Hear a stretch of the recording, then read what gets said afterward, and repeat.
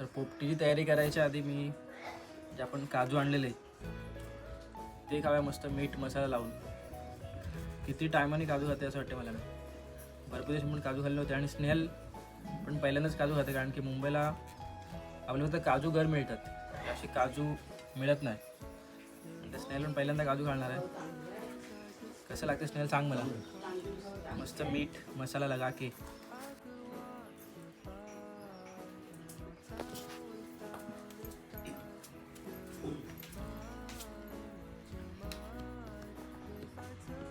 आता मस्त एकदम मीठ आणि मसाला लागला याच्यावरती. आता खाऊन बघूया काजू. या खायला तुम्ही पण. ह्या वर्षीचा पहिला काजू आणि भरपूर वर्षाने मी खातोय. हा काय भारी वाटतं रे. पहिल्यांदा होतेस ना वेगळंच काहीतरी. कसं लागलं पण.